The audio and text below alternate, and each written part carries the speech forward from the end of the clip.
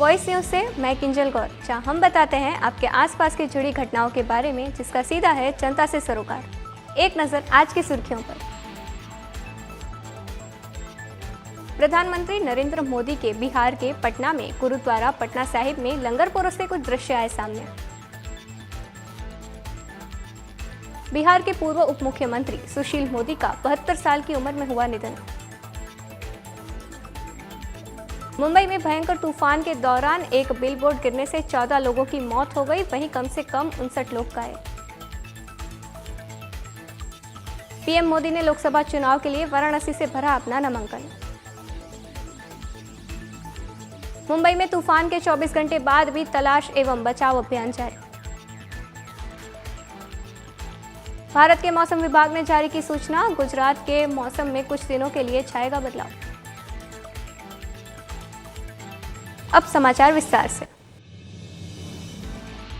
प्रधानमंत्री नरेंद्र मोदी के बिहार के पटना में गुरुद्वारा पटना साहिब में लंगर परोसते हुए कुछ दृश्य आए सामने।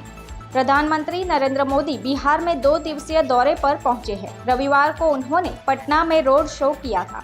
इसके बाद आज सुबह पटना के तख्त साहिब गुरुद्वारा पहुंचे। यहां पीएम ने सिख पगड़ी पहनकर गुरुद्वारे में प्रवेश किया।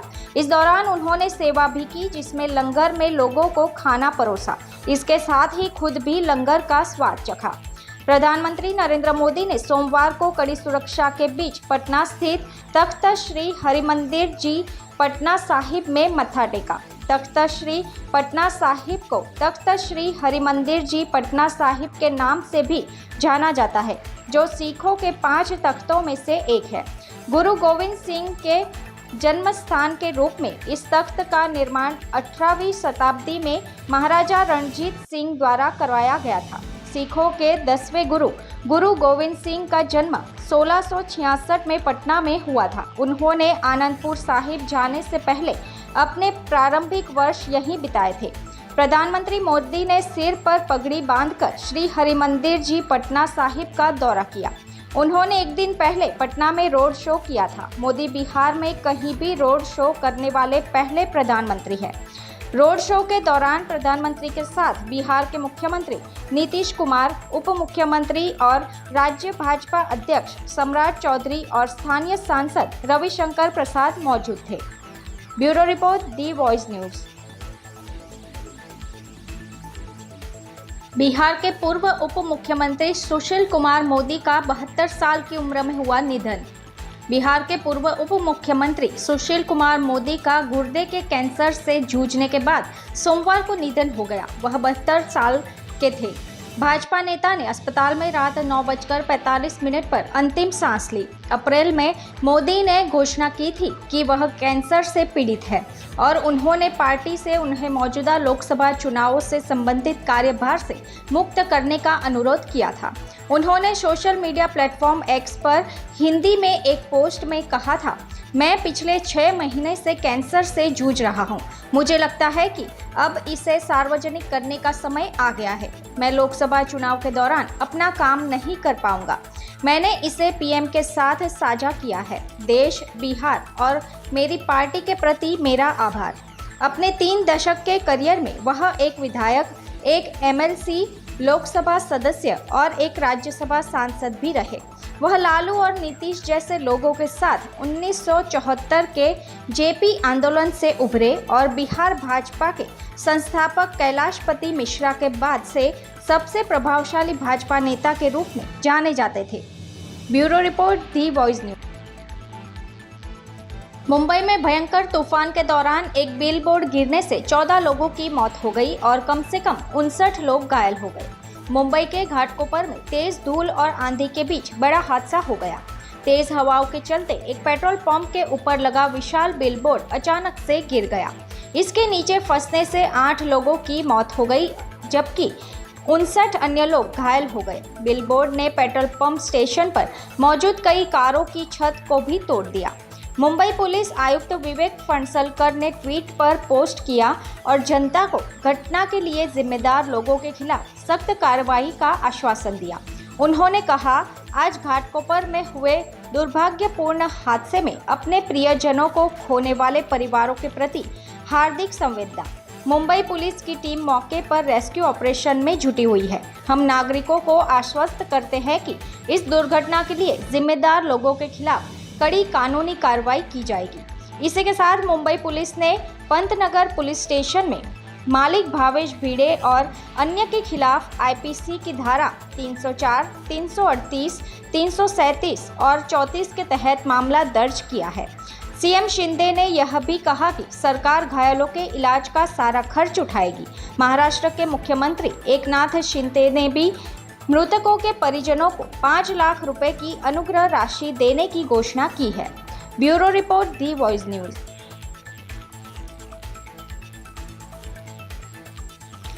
पीएम मोदी ने लोकसभा चुनाव के लिए वाराणसी में भरा अपना नामांकन। पीएम मोदी तीसरी बार वाराणसी से चुनाव लड़ रहे हैं। 2014 में पहली बार वह इस सीट से चुनाव लड़े थे और जीत हासिल की थी। इसके बाद 2019 में भी वह वाराणसी से जीतकर सांसद पहुंचे। इस बार के लोकसभा चुनाव में पीएम के सामने इंडिया गठबंधन के अजय राय होंगे। वाराणसी में वोटिंग 1 जून को होगी। 4 जून को नतीजे घोषित होने हैं। जब पीएम मोदी अपना नामांकन भरने पहुंचे, उस दौरान उत्तर प्रदेश के मुख्यमंत्री योगी आदित्यनाथ भी मौजूद थे। पीएम मोदी ने नामांकन पत्र दाखिल करने से पहले उनका स्वागत करने के लिए एकत्र भीड़ की और हाथ हिलाकर उनका अभिवादन किया। नामांकन के बाद पीएम मोदी ने पोस्ट कर कहा कि काशी के मेरे परिजनों का हृदय से आभार। वाराणसी से लगातार तीसरी बार नामांकन कर बेहद उत्साहित हूँ। बीते 10 वर्षों में आप सबसे जो अद्भुत स्नेह और आशीर्वाद मिला है, उसने मुझे निरंतर सेवा भाव और पूरे संकल्प के साथ काम करने के लिए प्रेरित किया है।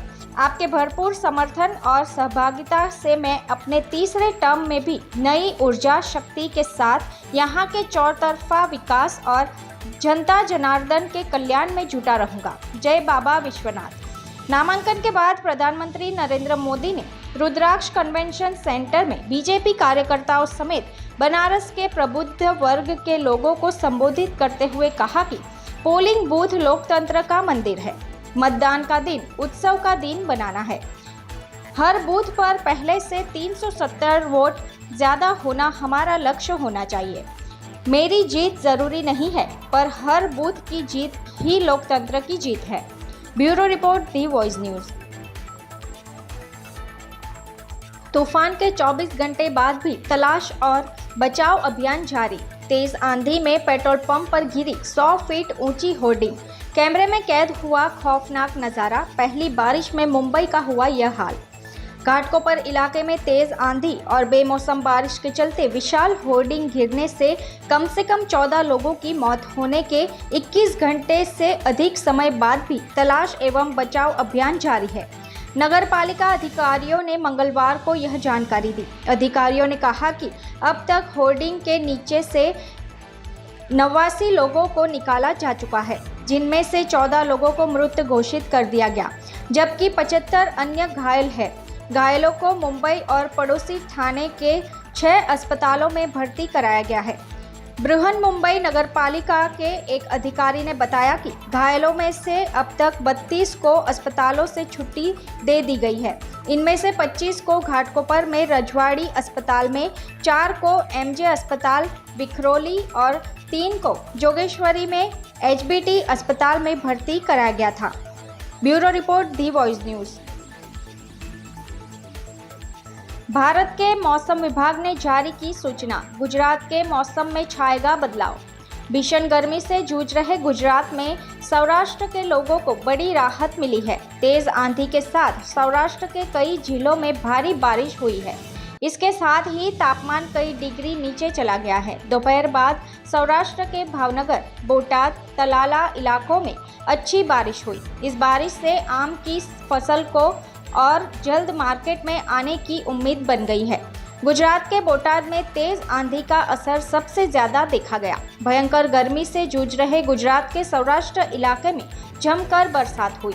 तेज हवाओं के आई बारिश ने लोगों को भीषण गर्मी से राहत दे दी। किसानों को मौसम विभाग ने सलाह दी है कि आगामी 2-3 दिनों तक अधिकांश जगहों पर बरसात होगी। तेज हवा चलने के कारण उनकी फसलों को नुकसान भी हो सकता है। सोमवार को दोपहर बाद आई आंधी का सबसे ज्यादा असर बोटाद जिले में देखा गया।